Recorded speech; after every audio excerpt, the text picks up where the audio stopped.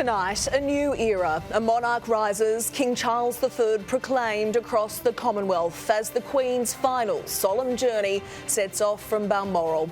Reunited in grief, Princes William and Harry set aside their differences as Britain mourns their grandmother. Plus, crash heartbreak. The frantic struggle to save two young women from a sinking car in Perth's north ends in tragedy. Delicate rescue operation to save an 11-year-old boy badly hurt in a 2.5-storey fall at Bells Rapids. And Docker's finals dreams dashed as a Freo legend is given an emotional farewell. This is 9 News Perth with Natalia Cooper. Good evening. From London's St James's Palace to our nation's capital and the streets of Perth, King Charles III has formally been proclaimed. In the United Kingdom, nothing is being rushed. The transition from Queen to King taking place at its own traditional pace. The body of Queen Elizabeth has begun its solemn journey to London, where the public along the way will be given the chance to pay their respects. 9 Europe correspondent Karianne Greenbank is in Scotland for us tonight. Kari, the Queen's coffin is right now on its way to Edinburgh. Natalia, it is. The hearse that's carrying the Queen's coffin has left Balmoral Castle, and right now it is winding through the small villages, towns and cities in the northeast of Scotland before it gets here to Edinburgh. So it's going to be a 6-hour journey in all. It'll pass through Aberdeen as well, and the point is to really give as many people as possible the chance to catch a glimpse of the coffin to be able to say their goodbyes. Now, here in Edinburgh, all of the preparations are almost complete now. Overnight, we saw members of the military practising for the procession. They were carrying out the practice down to the final details of what we can expect when the procession gets underway, which will be happening right here along the Royal Mile. Roads are closed right around the city. There's a really strong police presence here, and the crowds are just starting to build now. When the Queen's coffin does arrive here, it will be placed in the throne room of the Palace of Holyrood House, and from there it will be awaiting the arrival of King Charles and Camilla. Natalia? OK, Karianne, thank you. Let's go live now to Europe correspondent Brett McLeod, who's at Westminster Abbey. Brett, details have been firmed up for the Queen's funeral. Yes, Natalia, here where the Queen married Philip in 1947 and in 1953 where she had her coronation, the world will have the chance to farewell her when there's the state funeral on Monday week, September the 19th. Now, here's some of the details. She will in fact lie in state across the road at Westminster Hall from Wednesday, and the public will have the chance to say their farewells as well. That will be massive in terms of the numbers of people trying to get in there. The coffin will then be moved on the morning of her funeral here to Westminster Abbey for the service. It'll get underway at 11 a.m. local time, so Eastern Australian Standard Time, that's 8 p.m. There will be about 2,000 specially invited guests here for a service that will last just over an hour. From then, King Charles and senior members of the royal family head back to Windsor for another service at St George's Chapel, a more private affair before the Queen is laid to rest in the Royal Vault. It'll all be televised. We'll have all those pictures live here on 9. And then the world's attention actually comes back here to Westminster Abbey in a few months' time, perhaps next year, when we'll have the coronation of King Charles III. Natalia? Brett, thank you. King Charles III has officially been proclaimed Britain's monarch in a ceremony steeped in tradition. 6 decades since becoming a prince, the new king made a commitment to the Commonwealth as officials cheered for His Majesty. With the simple scratch of a pen inking the royal decree, met by 3 cheers from the guardsmen, hip hip, hooray! The blast of trumpets, the thunder of artillery and the roar of crowds across London, signalling that Charles is officially the king.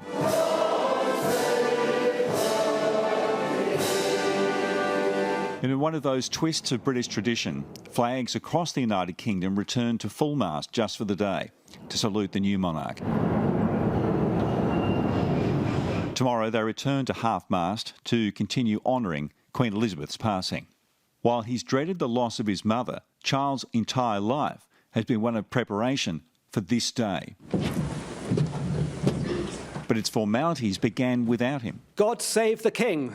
God save the King. The Accession Council, including every former living British Prime Minister, gathered in St James's Palace while the official proclamation of the new monarch took place. The Prince Charles Philip Arthur George is now, by the death of our late sovereign of happy memory, become our only lawful and rightful liege lord, Charles III. For the first time, the private meeting was made public, televised all over the world, a sign of the modern monarchy.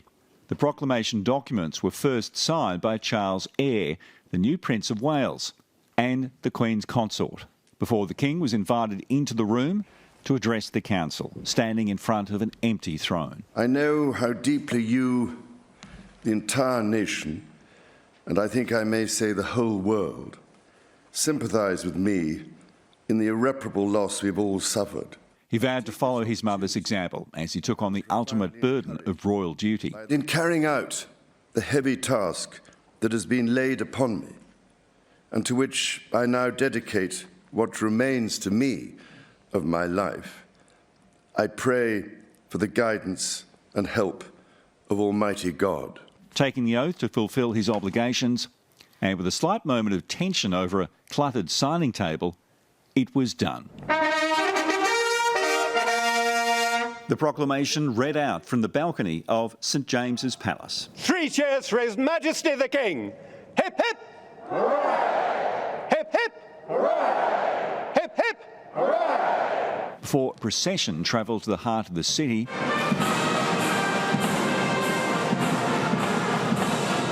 to repeat the cry across London. Hip hip! Hooray! A new sovereign, but an age-old tradition. Much of the fanfare identical to Queen Elizabeth's proclamation 70 years ago. By the grace of God, Queen of this realm and of all her other realms and territories, head of the Commonwealth, defender of the faith.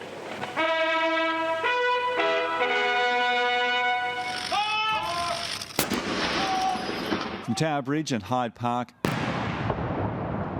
to Edinburgh Castle, 41 gun salutes across Charles' kingdom. So this is the moment, returning to the palace. 6 decades after he was proclaimed a prince, Charles is now officially King of the United Kingdom and Australia.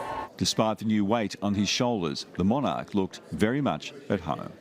In London, Brett McLeod, 9 News. Princes William and Harry have put on a united front, setting aside their feud to appear in public together. The brothers and their wives observing floral tributes for the Queen and greeting well-wishers outside Windsor Castle. Two brothers trying to bury a painful hatchet by order of their father, the King. To begin with, they looked uncomfortable in each other's presence, but an invitation from Prince William had the brothers and wives cast aside their falling out to help a country heal. That's what surprised us all. They were all together.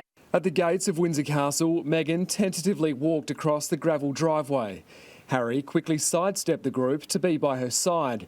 The Duchess of Sussex seen nervously playing with her hair as a courtier explains what happens next. Harry and Meghan hand in hand, rarely letting go of each other, as they sombrely strode towards the castle gates with the Prince and Princess of Wales.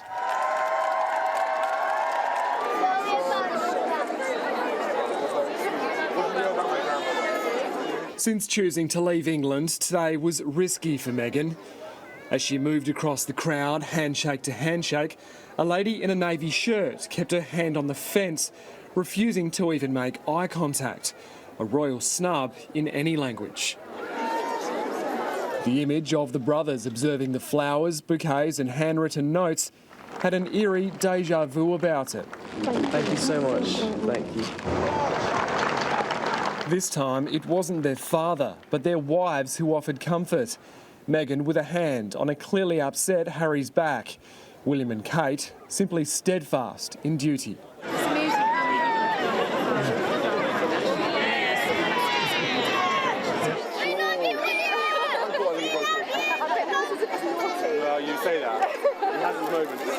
But Harry and Meghan were unable to escape the cold reality. This is the family they deserted for a life in America. His brother's elevation as the next king, coming with Kate's new painfully familiar title. It's a title that weighs heavy with history. Unveiling a statue of their mother, Princess Diana, last year was one of the last times the brothers appeared in public together. The relationship was special, an unbreakable brotherly bond forged out of the responsibility of birth and a very public grief. Best men at each other's weddings, the split began when Meghan tried to do the royal life her way. As brothers, you know, you have good days, you have bad days. There were times where the couples all but ignored each other, culminating in Harry and Meghan handing in their status as senior royals for a $20 million compound in Santa Barbara, California, and Netflix and Spotify deals. I had 3 conversations with my grandmother and 2 conversations with my father before he stopped taking my calls. The trashing of the relationship coming to an unedifying end in an interview with Oprah, with claims of racism and bullying at Buckingham Palace. Concerns and conversations about how dark his skin might be when he's born. Is the royal family a racist family, sir? No, we're very much not a racist family. Prince Philip's funeral saw the brothers briefly reunited. Meghan Markle did not attend. But it was the death of their grandmother that brought the warring brothers and their wives together. Since the Queen passed, thousands and thousands of people have been coming to Windsor to pay their respects to the Queen. But few would have imagined they'd have the chance to do that face-to-face with members of the royal family, including the future King. Kate was fortunate enough also to shake her hand, and she was welling up a little bit. Prince Harry asked what my name was. Okay. And we said, I'm sorry for your loss. Throughout the sad 40-minute shuffle around Windsor Castle, there was just a slight glimpse of civility returning to the House of Windsor. A hope this family rift might just be mended by the love from a people mourning their monarch. In London, Edward Godfrey, 9 News. As London filled with pomp and ceremony, so it filled with crowds of well-wishers flooding in to mourn the passing of the Queen and celebrate a new king. Some were lucky enough to see the newly proclaimed Charles III and his Queen consort. A kingdom united in sorrow. Hundreds of thousands of loyal subjects pouring into the centre of London on a pilgrimage to the palace. Are the flowers for him or someone else? I wish. No, we're going to go to Buckingham Palace in a bit, and these are for the Queen. And the well-wishers were for the King. It was a lucky band of royal watchers who enjoyed a brief audience with the newly declared monarch. His reign now officially underway with the Queen consort in his corner. But what an act to follow. In the footsteps of England's longest-serving royal matriarch. She felt like she's part of everyone's family, including the Australians and the Commonwealth, so she's going to be sadly missed. People respected her and loved her. We've just got to be here because it's a historic moment, which it is, isn't it? And many were desperate to capture it. A forest of mobile phones rising out of the crowd as a car drove by. Some were lucky. It was Camilla. That's yes. good. Yes, it was good. It was good timing for us. And she was right. At nearby St James's Palace, a long wait for the thousands gathered to see the newly proclaimed king singing the new revised anthem.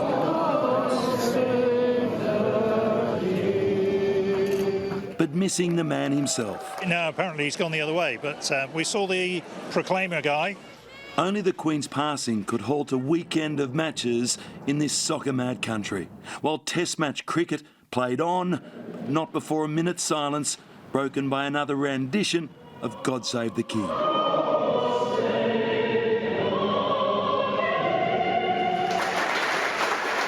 Back at Buckingham Palace, guys, keep moving for me, please. The sea of people spilled over into Green Park. It looked like spring, the gardens in full bloom by the countless floral tributes left behind. As turnouts go, this very public show of affection here in the heart of London could rival any event in royal history. One long, sad goodbye, one fit for a queen. Steve Pink is from Melbourne. It's really calm. It's peaceful here. people are sad and they're missing someone that they loved. And it's lovely to have someone like that in your life who you don't know, but you feel like you do. There is a funeral to follow. What an emotional ride it will be. In London, Damien Ryan, 9 News. A bank holiday has been declared in the UK on the day of the Queen's funeral. Tracy Vo is at Buckingham Palace for us. Tracy, it will be a day for everyone there to commemorate an incredible life. Indeed, Natalia, while in grief, the King has gone straight into official duties, and this was one of his first acts, approving the day of his mother's funeral as a banking holiday for the UK. It'll also mark the final day of national mourning. The work continues for the King. He'll be meeting with dignitaries here at Buckingham Palace, including the Commonwealth Secretary-General. He'll then be joined by the Queen Consort tomorrow, holding audience with members of the Commons and Lords at Westminster Hall. They'll then embark on that tour of Scotland, Northern Ireland and Wales.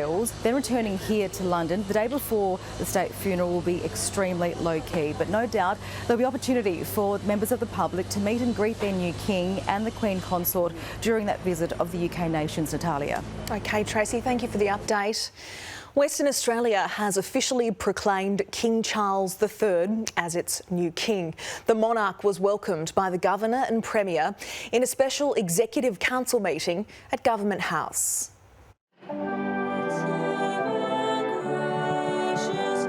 A once-in-70-year meeting to recognise our new king. Because of the death of our blessed and glorious Queen Elizabeth II, the crown has solely and rightfully come to Prince Charles Philip Arthur George.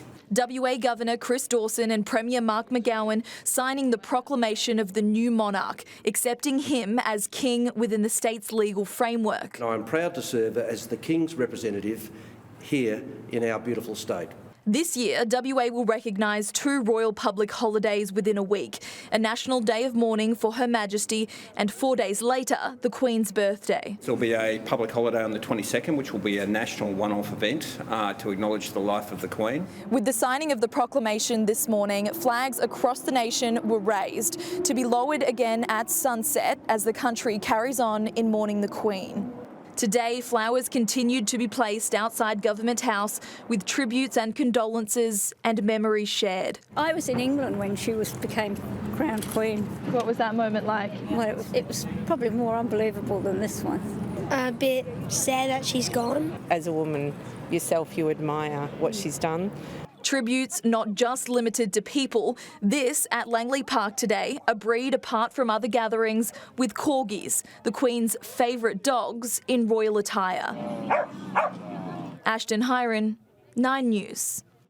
Next, a crash tragedy, the heartbreaking struggle to rescue 2 women from a sinking car in Perth's north. An 11-year-old boy's 2-storey fall triggers an emergency rescue at Bells Rapids. A WA teacher struck off for serious misconduct as his former student, an ex-Victoria's Secret model, takes a brave stand. And Docker's dreams over. Flagmantle hopes come to an end at the hands of the Pies.